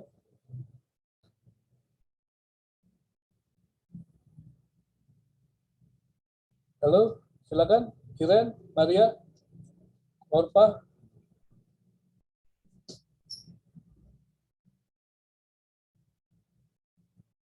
Ada yang ingin menambahkan? Ditunggu loh jawabannya tuh sama Pak Alfon itu. Semua kita gimana? Silakan, Maria, silakan. Kiren.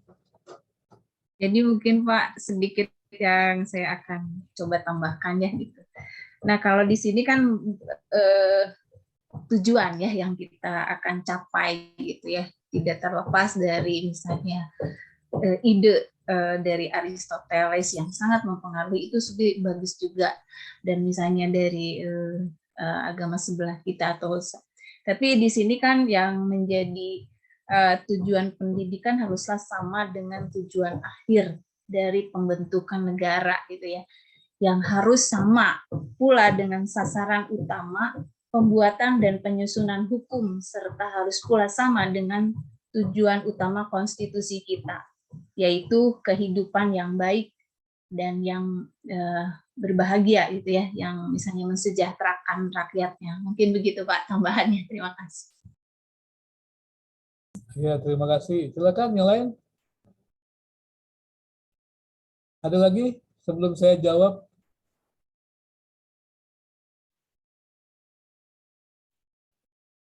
Izin Bapak. Silakan Pak Alfon, mau terbaik, enggak? Hanya mau sampaikan nanti sebentar jam 5 saya izin ada ibadah subuh. Oh ya. Adik beca. Baik nih, sebelum Pak Alfon pergi saya mau dijawab dulu kan. Karena ada acara. Bentar. Teman-teman, bahwa kalau kita berbicara tentang pandangan itu bisa terima atau tidak bisa terima, berarti perspektifnya harus teologis. Kalau bisa melihat itu, berarti perspektifnya teologis. Kalau kita bicara tentang itu. Nah, kalau bicara perspektif teologis, berarti kita mesti berangkat dari teori-teori yang di Alkitab. Atau mesti kebenaran-kebenaran dalam Alkitab. Bisa juga kemudian pemikiran-pemikiran Kristen ya terhadap tokoh-tokoh Kristen yang menggali Alkitab. Karena adalah landasannya teologis. Dan pertanyaannya tadi pertanyaan teologis. Maka Anda harus menjawabnya secara teologis. Bisa juga menjawab secara pendidikan, tapi harus dilihat itu konsep teologis yang diminta gitu loh. Bukan sebuah konsep pendidikan gitu ya. Kalau ditanya seperti itu. Nah kalau ditanya seperti itu, maka kita mesti punya dasar Alkitabnya. Nah kalau kita misalnya berangkat dari awal, kalau Anda belajar tentang penyataan, berarti kan Anda mesti punya konsep dong. Ada penyataan umum, ada penyataan khusus. Kalau pencatatan khusus seperti ilmu pengetahuan kan pencatatan umum, ya. Kemudian ada pencatatan khusus. Maka itu tadi menjawab pertanyaan Ibu Dolpi, bagi saya sih ya nggak ada masalah sih orang-orang yang bukan Kristen juga punya pengetahuan itu. Saya nggak cemburu, ya nggak cemburu saya. Saya nggak setuju kalau cemburu, terlalu arogan saya nanti. Tapi kan itu penyataan umum. Siapa saja yang mau belajar bisa gitu loh. Kenapa kita mesti cemburu seakan-akan Tuhan harus berpihak kepada kita? Lagi pula kan saya percaya bahwa orang yang dipilih Tuhan itu nanti. Tuhan kan mengasihi semua orang. Jadi kenapa kita menjadi arogan terlalu berlebihan? Itu saya tidak terlalu setuju dengan itu. Ya, ya boleh aja ada perasaan-perasaan gitu boleh. Tapi jangan sampai mengatakan bahwa kita tuh mesti ahli segalanya. Padahal kedaulatan di tangan Tuhan. Tuhan mau pakai siapa saja kedaulatan Tuhan. Tapi yang penting adalah kita serius, bersungguh-sungguh, tertantang, boleh gitu ya, untuk berkontribusi lebih baik. Ya memang kita punya tanggung jawab lah gitu. Tapi jangan sampai arogan. Tanggung jawab dalam arti anugerah Tuhan. Tanggung jawab di dalam anugerah Tuhan. Saya menyebutnya gitu. Tanggung jawab dalam anugerah Tuhan, bukan tanggung jawab ingin menyombongkan diri, membanggakan diri. Kalau kita tuh lebih hebat dari orang lain. Nah, itu saya nggak mau. Saya tidak setuju. Karena ini anugerah Tuhan. Nah, kembali ke pertanyaan teologis. Ada pernyataan umum, ada pernyataan khusus. Jadi Allah itu memberikan kita kebenarannya lewat pernyataan umum kepada semua orang. Jadi kalau Bapak Ibu belajar matematika dengan baik, orang Kristen apapun juga sama, akan lebih baik dibanding orang yang tidak belajar. Nah, tapi kan pernyataan umum itu berguna untuk semua. Artinya pernyataan umum itu pernyataan Allah gitu. Pernyataan umum itu ada pernyataan Allah, ya. Tapi diberikan kepada semua manusia. Kalau pernyataan khusus kan bicara tentang keselamatan, bicara tentang Alkitab. Yang menerima, yang percaya, membaca Alkitab harus yang percaya, kan begitu kan? Tapi kemudian apakah kebenaran Alkitab itu khusus? Enggak. Semua orang yang mengikuti Alkitab itu biar orang Kristen, bukan orang Kristen, mendapatkan manfaat. Kalau kita hidup baik ya sesuai kata Alkitab, biar Kristen maupun bukan Kristen akan mendapatkan manfaat. Karena itu kita perlu memberitakan kebenaran. Karena kebenaran itu bukan bermanfaat saja untuk kita, tapi untuk semua manusia. Kebenaran itu tidak diskriminatif loh. Walaupun memahaminya, itu pun dalam kedaulatan Tuhan, anugerah Tuhan. Jadi gitu kalau tanya Pak Alpen tadi, kalau dia adalah sebuah karya dalam arti kata pernyataan umum, tidak ada masalah kita pakai. Kalau penelitian juga saya gunakan juga begitu, pernyataan umum tuh. Dari Aristoteles gitu kan, kuantitatif juga dari orang-orang yang sebenarnya juga banyak yang bukan Kristen gitu. Tapi itu bukan dari orang itu, dari Tuhan. Makanya Tuhan Yesus sendiri pernah mengatakan dengarkanlah apa yang dikatakan para ahli Taurat, tapi jangan contoh tindakannya. Kalau tindakannya nggak benar, jangan dicontoh. Gitu. Jadi kita mesti memilah-milah. Tapi kalau dia perkataannya benar, kita terima yang baik gitu. Makanya kita harus memisahkan antara pribadi dengan kebenaran. Tapi kalau supaya kesaksian kita lebih baik, harus ada integritas. Yang kita katakan benar, yang kita lakukan benar gitu. Tapi orang bisa menerima kebaikan dari perkataan kita yang benar, meskipun kita tidak melakukan. Karena itu kita harus hati-hati tuh memilah-milah. Saya menyebutnya tadi sintesis. Ya. Jadi boleh saja, tapi juga jangan dipikir semuanya itu benar gitu. Makanya harus ada sorotan teologis. Mesti dilihat dulu. Jadi jangan berpikir seperti Plato gitu misalnya kan. Karena dia latar belakangnya seorang olahragawan, ya orang harus olahraga. Apa benar itu? Kan nggak semua orang begitu, gitu kan? Tapi kita bisa tahu bahwa itu hanya pengaruh pengalaman dia, gitu kan? Tapi nggak semua orang itu tidak universal. Jadi kita bisa memilah, oh itu tidak universal, langsung bergantung kepada konteksnya.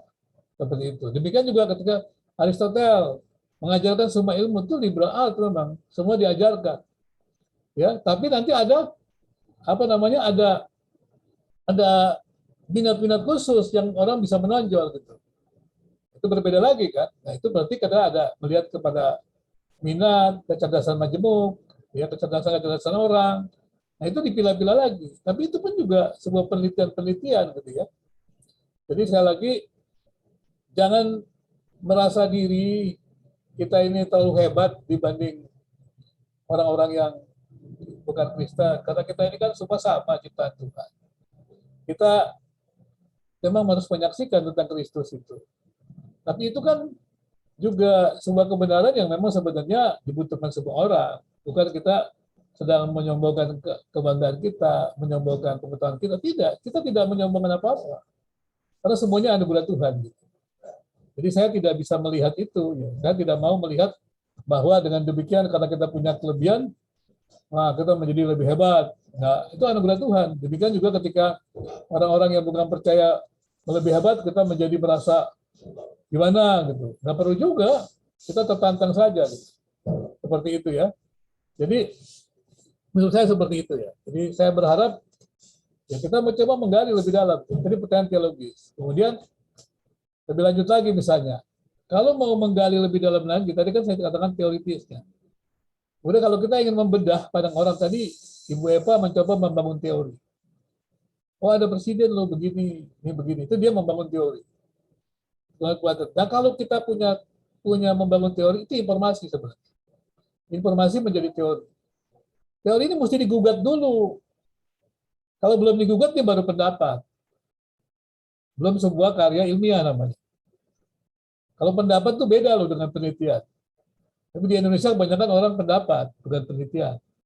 Nah, makanya ini tantangan untuk Ibu Eva meneliti lebih dalam. Kalau penelitian itu mesti kerja keras.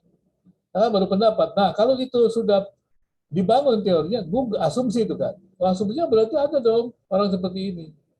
Nah, coba gali lebih mendalam lagi. Itu namanya sebuah penelitian yang lebih mendalam. Nah, kemudian dia harus diuji dengan apa namanya? Dengan teori-teori yang lain. Nah, salah satu contohnya tadi yang teori saya katakan. Karena dia merupakan penyataan umum, ya kan? Dan memang Tuhan memerintahkan kepada semua manusia untuk hidup benar, ya kan? Dan Tuhan menanamkan kebenaran kepada semua orang. Maka dengan demikian harusnya kita juga menerima realitas itu sebagai pemeliharaan Tuhan. Saya menyebutnya pemeliharaan Tuhan.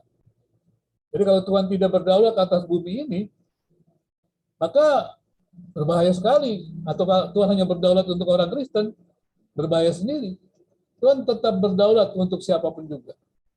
Bahkan iblis juga tidak bisa melampaui kedaulatan Tuhan atau melawan kedaulatan Tuhan. Itu seperti itu kalau menurut pandangan saya. Jadi ini saya membangunnya dari teori. Jadi seperti itu Bapak Ibu ya teman-teman. Kita mencoba menggali lebih dalam. Kita cari teori-teorinya. Ini penelitian nanti kalau buat tesis begitu ya. Asal teori-teorinya. Kemudian kita menggugatnya. Ini ada kesalahan. Ini benar. Kalau ini benar kenapa? Teorinya ini. Kalau salah kenapa? Teorinya ini. Akibatnya apa? Begitu ya. Jadi tadi yang saya katakan kepada Pak Alphonse ya. Kalau memang pendidikan itu pemikiran itu benar ya, kenapa nggak bisa diterima? Itu kan memang secara umum. Tapi bukan berarti kalau saya menyebutnya begini nih. Mungkin kalau dalam teori apologetika ya. Orang yang menerima pernyataan umum itu kan dari Tuhan. Ya kan? Meskipun dia tidak menyadari itu dari Tuhan. Dianggap hasil karya dia. Nah, kalau memang dari Tuhan, meskipun dia tidak menyadari, ya kita menerima. Kita menerima bukan berarti karena dia mempunyai kebenaran. Tapi karena kita tahu Tuhan yang menganugerahkan. Karena Tuhan menganugerahkan kebenarannya itu, bukan kepada kita, kepada orang lain, kita terima juga gitu. Karena kita mengakui, jadi menerimanya itu bukan sinkretis, menerimanya atas atas keyakinan bahwa Tuhan memberikan kepada orang itu, dan karena Tuhan yang memberikannya kita terima gitu. Jadi kita tidak sinkretis, dalam tanda kutip begitu ya. Kita tetap memiliki dasar menerima. Jadi coba teman-teman dicarikan landasan-landasannya gitu. Landasan teorinya apa untuk menerima itu. Nah tadi yang dikatakan Pak Alphonse tadi itu adalah sekali lagi dia pertanyaannya itu teologi. Maka jawablah dengan dasar doktrin ataupun teori-teori ya teologi yang kemudian menjadi landasan untuk membuat sebuah penilaian, membuat sebuah evaluasi. Saya berharap Bapak Ibu sudah melihat ya kepentingannya antara pendidikan dan teologi. Jadi kalau kemudian kita melepaskan ya pendidikan PAK dengan teologinya, nggak ada isinya PAK itu. Kalau PAK itu tidak ada teologinya, nggak ada isinya. Ya. Tapi teologi nggak ada PAK-nya, nggak ada juga cara itu, cara apa? Cara pendidikan yang baik begitu. Jadi hantam saja, nggak punya tujuan. Kalau nggak punya tujuan, ya nggak tahu mau jadi apa itu. Ya, kedepannya gereja kita, masa depan kita nggak tahu. Dan nggak tahu juga apa yang mesti dikerjakan. Itu kan berabe juga ya. Materi apa? Sehingga akibatnya kan kalau kita lihat kan gereja-gereja kita kan selalu mengandalkan ya yang masa lampau lah, buku-buku masa lampau. Memang bagus sih. Tapi pertanyaannya cocok nggak ya buku-buku masa lampau itu dengan masa kini? Nah, kira-kira seperti itu. Para pendidikan yang mesti menjawab nih. Ya. Apakah kita mau menggunakan ideologi yang ideologi pendidikan seperti itu? Kemudian bagaimana kita menggunakan menerapkannya teori-teori kurikulum tersebut? Seperti itu. Gimana Pak Alphonse? Ingin merespon? Silakan.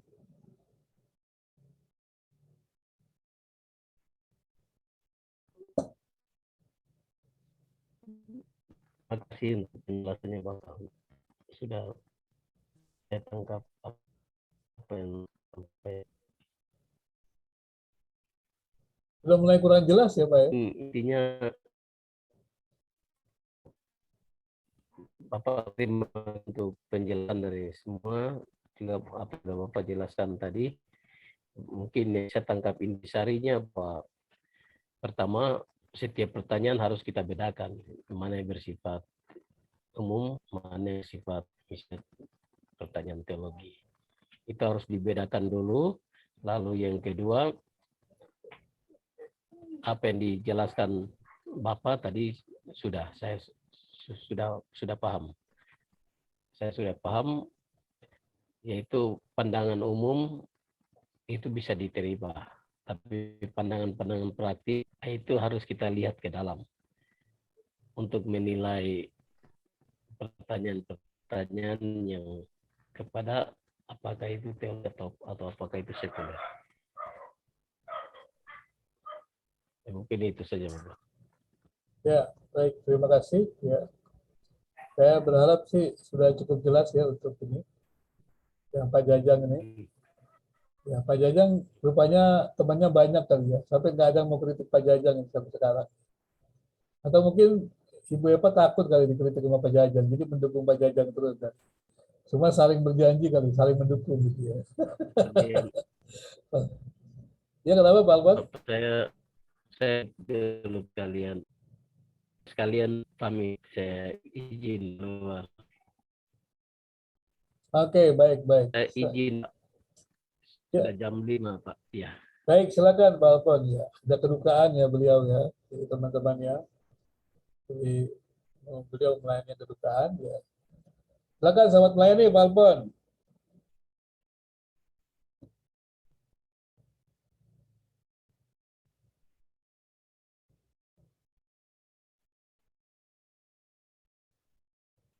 Oke, baik Bapak Ibu.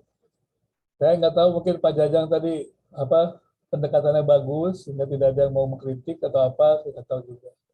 Atau juga mungkin ada perjanjian dengan Ibu Eva sehingga nanti ketika Ibu Eva menjelaskan juga tidak ada yang mengkritik, saya juga nggak tahu.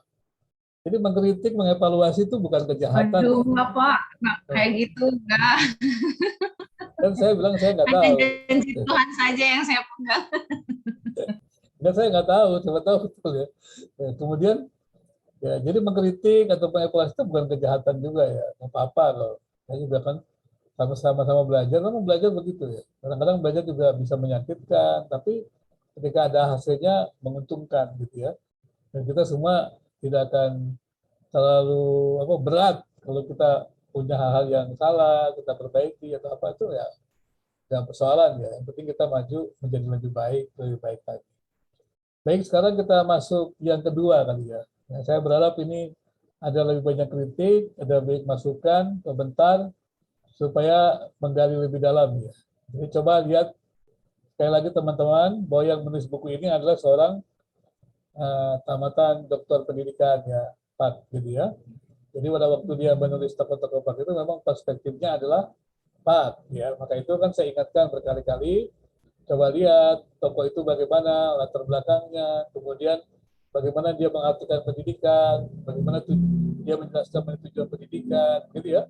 Sampai metode, kurikulum, nah itu dilihat. Jadi kita membacanya tokoh-tokoh pendidikan itu dalam perspektif pendidikan, bukan dalam perspektif teologis. Tapi ada materi-materi ataupun apa namanya konsep-konsepnya tentang kurikulum ya yang terkait dengan teologis ya itu bisa dilihat juga kita kita soroti secara teologis begitu ya mengenai apakah pentingnya seperti Yahudi kan kenapa mereka mengajarkan